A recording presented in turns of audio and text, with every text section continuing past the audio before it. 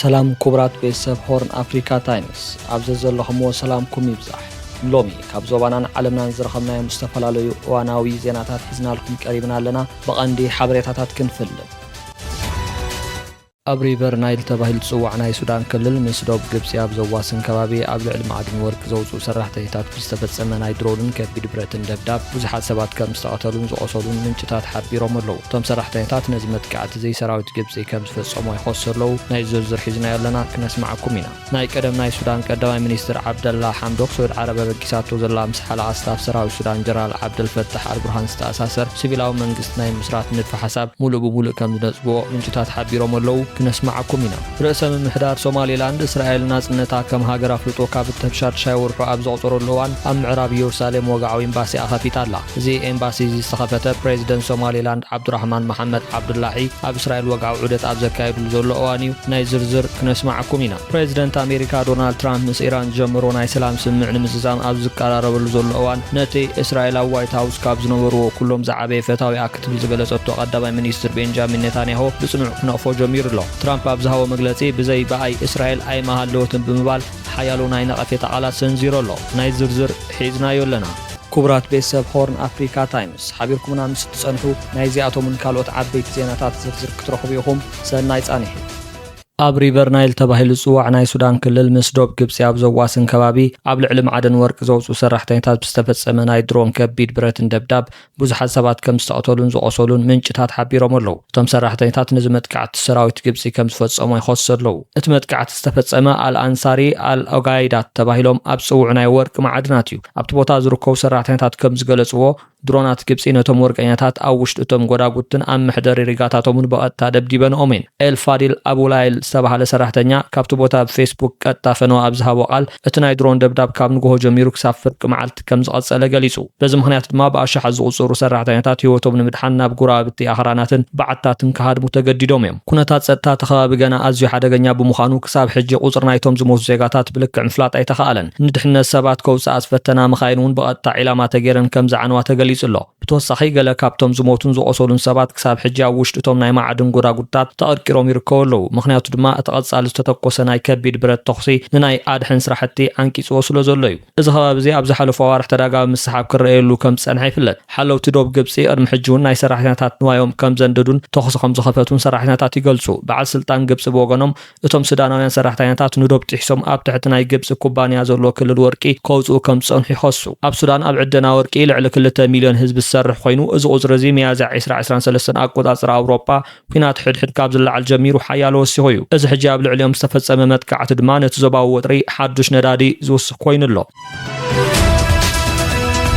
ናይ ቀደም ናይ ሱዳን ቀዳማይ ሚኒስትር ዓብደላ ሓምዶክ ሳዑዲ ዓረብ በጊሳቶ ዘላ ምስ ሓለቓ ስታፍ ሰራዊት ሱዳን ጀነራል ዓብደልፈታሕ አልቡርሃን ዝተኣሳሰር ሲቪላዊ መንግስቲ ናይ ምስራት ንድፈ ሓሳብ ሙሉእ ብሙሉእ ከም ዝነፅግቦ ምንጭታት ሓቢሮም ኣለዉ ብመሰረት ሆርን ኦፍ ኣፍሪካ ኦብዘርቫተሪ ዝተጠቐሶም ፖለቲካዊ ምንጭታት ሓምዶክ ብርያድ ዝምራሕን ሲቪላዊ ሓይልታት ምስ ጀነራል ቡርሃንን ምስ ሱዳን ዕጡቕ ሓይሊ ዘተኣሳስር ፖለቲካዊ ውቅር ንምፍጣር ዝግበር ዘሎ ስምዕ ኣይሳተፍን እየ ኢሎም ኣለዉ ሓምዶክ ኣብ ቅዋሞም ከም ዘስመርሉ ዝኾነ ይኹን ፖለቲካዊ መስርሕ ነቲ ኩናት ዘጠቓልል ናፃ ዝኾነ ናይ ሲቪል ጋር ዘረጋግፅን ሰራዊት ኣብ መጻ ፖለቲካዊ ስርዓት ሱዳን ካብ ምዕብላል ዘርሕቕን ክኸውን ኣለዎ ቅድሚ ሕጂ ኣፍሪካ ኢንተሊጀንስ ዘውፅኦ ፀብጻብ ከም ዘመላኽቶ ሳዑዲ ዓረብ ኣብ ድሕሪ መጋረጃ ኮይና ምስ ጀነራል ቡርሃን ምርዳእ ዝፈጥርን ዓለም ለኻዊ ተቐባልነት ዘለዎ ሓዱሽ እሙን ሲቪላዊ መንግስቲ ንምስራት ሚስጥራዊ ዲፕሎማስያዊ ጻዕርታት ክትገብር ፀኒሓ እያ ዓብደላ ሓምዶክ ኣብቲ ዝሃብዎ መተሓሳሰቢ ኣብ ዞባና ፈሺሎም ዝሓለፉ ናይ መቐፀልታ ስምዕ ሞዴላት ብፍላይ ድማ ናይ የመን ተመክሮ ከም መመርመሪ ንድፊ ተገይሩ ኣብ ሱዳን ንኸይስረሐሎ ጠንቂቖም ኣለዉ ናይ ሱዳን ቅልውላው ብናይ ሲቪል ዝምራሕ ናፃ መስርሕ እምበር ወተሃደራዊ ጽልዋ ኣብ ትሕቲ ናይ ሲቪል ሽፋን ሓቢኡ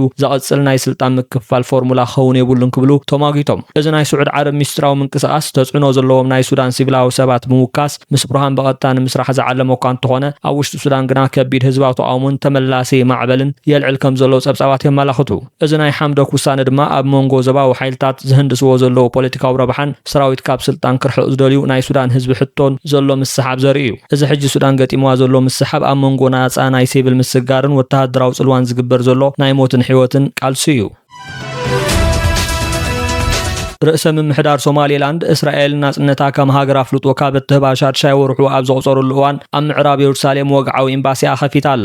እዚ ኤምባሲ ዝተኸፈተ ፕሬዚደንት ሶማሌላንድ ዓብዱራሕማን መሐመድ ዓብዱላሂ ኣብ እስራኤል ወግዓዊ ዑደት ኣብ ዘካይዱሉ ዘሎ እዋን እዩ። ኣብቲ ፕሬዚደንት ዓብዱራሕማን መሐመድ ዓብዱላሂ ምስ ቀዳማይ ሚኒስትር እስራኤል ቤንጃሚን ኔታንያሁ ዝገበሮ ርክብ ነታንያሁ ኣብ መንጎ ህዝብታትና ዓሚቕ መንፈሳዊ ምትእስሳር ኣሎ ክብል ገሊጽዎ ኣሎ።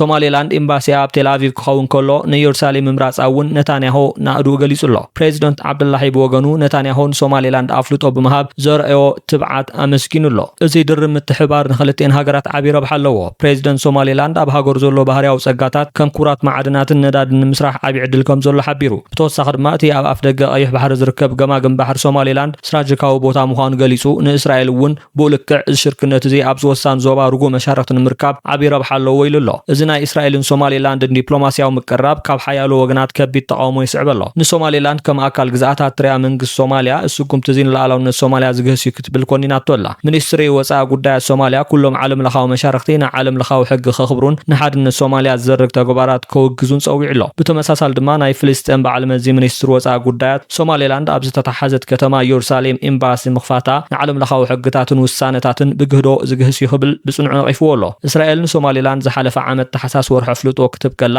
ከም ቻይና፣ ቱርኪ፣ ስዑድ ዓረብን ሕብረት ኣፍሪካን ዝበላ ሃገራትን ውዳበታትን ተቃውሞአን ከም ዝገለጹ ዝዝከር እዩ። ይኹን እምበር ቀይሕ ባሕርን ቀርኒ ኣፍሪካን ንምቁጻር ክልቲአን ሃገራት ርክበን የደልድላ ኣለዋ። ሶማሌላንድ ካብ 1991 ኣቆጻጽሪ ኣውሮፓ ጀሚራ ባዕላ ብባዕላ ትመሓደር ናታ ገንዘብን ሓይሊ ጸጥታን ዘለዋ ርጉእ ዞባ እኳ እንተኾነት ሕጂ ምስ እስራኤል ዝመስረተቶ ርክብ ግን ኣብ ፖለቲካ ቀርኒ ኣፍሪካ ሓዱሽ ማዕበል ፈጢሩ ኣሎ።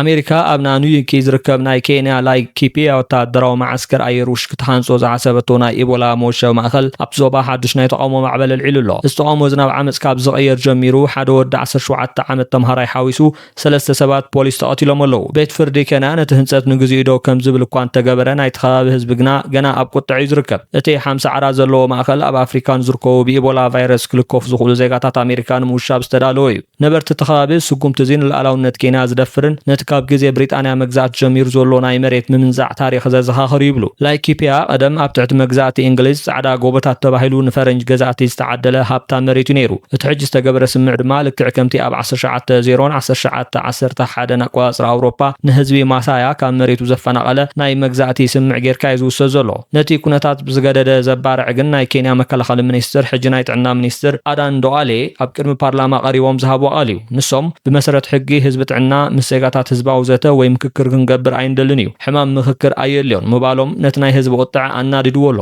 ናይ ሕጊ ሰብ ሞያ ግን እሱጉምቲ እዚ ናይ ቅዋም ኬንያ ዓንቀጽ 10-118 ዝጥሕስ ይብሉ። ብተወሳኺ እዚ ማእኸል እዚ ንኬንያውያን ዘይጠቅም ኮይኑ ኣሜሪካ ኣብ ኣፍሪካ ምስ ቻይና እትገብሮ ዘላ ናይ ጂኦፖለቲካዊ ጽልማን ምስፋሕ እትጥቀመሉ ስትራቴጂ እዩ ዝብል ስጋኣት እውን ኣሎ። ዋሽንግተን ግን እዚ ንህዝቢ ጥዕና ምድላው ጥራይ ዝተገበረ እዩ ክትብል ትከላኸል። እዚ ኣብ ኬንያ ተላዒሉ ዘሎ ናይ ኢቦላ መወሸቢ ማእኸል ምስሕሓብ ኣብ መንጎ ህዝባዊ መሰልን ወፃኢ ጽልዋን ዝግበር ዘሎ ቃልሲ ኮይኑ ኣሎ።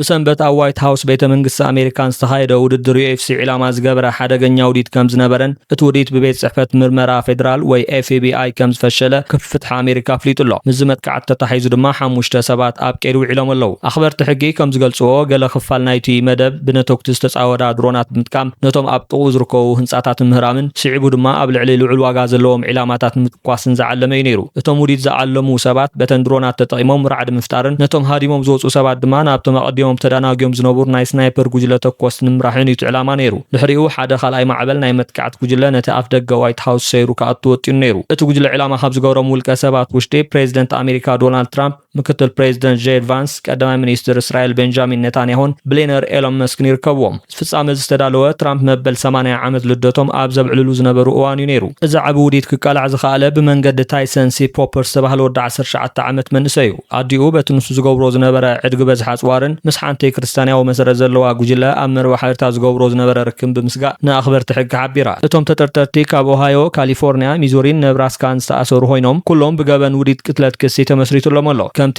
FBI ዝረኸቦ ሰነዳት ዘረድኦ እቶም ተጠርጠርቲ ሕሉፍ ሃይማኖታውን ጸረ መንግስታውን ስምዒታት ዘንጸባርቑ ኮይኖም ኣብ ቲክቶክ ቫንጋርድ ኦፍ ዘ ኦል ብዝብል ስም ዝተኸፈተ ጉጅለ ቢሎም እዮም ተመልሚሎም። ድሕሪኡ ድማ ናብቲ ሲግናል ዝተባህለ ሚስጥራዊ መተግበር ብምስጋር ነታ ናብ ጌጋ ኣንፈት ተምርሓላ ኢሎም ዝኣምኑላ ኣሜሪካን ምክልኻል ሰውራ ንምጅማር ክመያጡ ጸኒሖም። ብፍላይ ድማ ብዛዕባ ብልሽውና መንግስትን ኣተሓዛ ፋይላት ኤፕስቲን ዘለዎም ጥርዓናት ገሊጾም እዮም። ዳይሬክተር FBI ካሽ ፓትል እቲ መጥቃዕትታት ሙሉእ ብሙሉእ ከም ዝፈሸለ ገሊጹ ኣሎ። ነፍሲ ወከፍ ተጠርጣሪ ብገበን ውሪድ ቅትለት እንተደኣ ተፈሪዱ ክሳዕ ዕድመ ልክዕ ማእሰርትን $250,000 መቕጻዕትን ክጽበዩ ይኽእል እዩ። ኣብ ኣሜሪካ ዕላማ ዝገበረ ፖለቲካዊ ዓመፅ ካብ 2024 ክሳዕ 2025 ኣቆጻጽራ ኣውሮፓ ብልዕሊ 30 ሚእታዊ ምውስኽ ድማ መጽናዕታት ይረድኡ።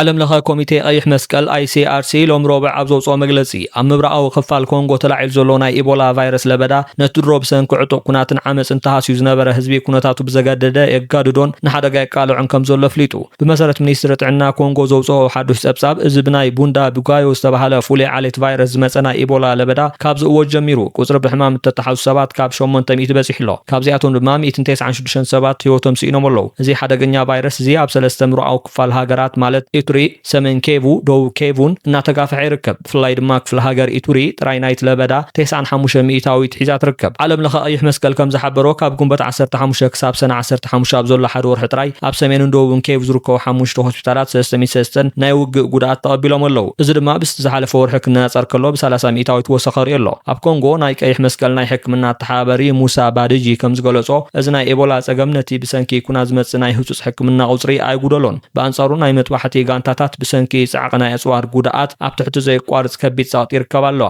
ኣብ ደቡብ ኬቡ ዝርከቡ ሆስፒታላት ቡካሹ፣ ኦብሪያን፣ ፊዝን ጥራይ 170 ጉድኣት እትዮም ኣለዉ። ናይቲ ቀይሕ መስቀል ልኡኽ መራሒ ፍራንስዋ ሞሪዮን ናይ ዕጡቕ ኩናትን ናይ ለበዳ ሕማምን ተደማሚሩ ዝመጽእ ሳዕቤን ኣዝዩ ኣዕናው እዩ ክብል ጠንቂቑ ኣሎ። ንሱ ኩሎም ተዋጋእቲ ሓይልታት ብሓላፍነት ክንቀሳቐሱ ኣብ ጉዳይ ጥዕና ቁልጡፍ ምውሃድ ክገብሩን ሰብኣዊ ሓገዛት ብዘይ ምንም ዕንቅፋት ዝበጽሕሉ ባይታ ክፈጥሩን ጸዊዑ ኣሎ። በቲ ካልእ ሸነኽ ድማ ሓኻይም ብዘይ ዶብ MSF ዝተባሃለ ረድኤት ትካል ከም ዝገለጾ እቲ ለበዳ ካብ ጅመር ሓደ ወርሒ እኳ እንተኾነ ገና ምክትታል ምርምርን ምስ ማሕበረሰብ ኣብ ምቅራብን ዓበይቲ ክፍተታት ስለ ዘለዉ ነቲ ሕማም ምቁፅጻር ዓንቃጽ ኣይኮይኑ ኣሎ። እዚ ሕጂ ኣብ ኮንጎ ዝርከብ ህዝቢ ገጢሞ ዘሎ ሕማምን ኩናትን ህጹጽ ዓለም ለኻዊ ቆላሕታ ዲፕሎማስያዊ ምትእትታውን ዝሓትት ህጹጽ ሰብኣዊ ጉዳይ እዩ።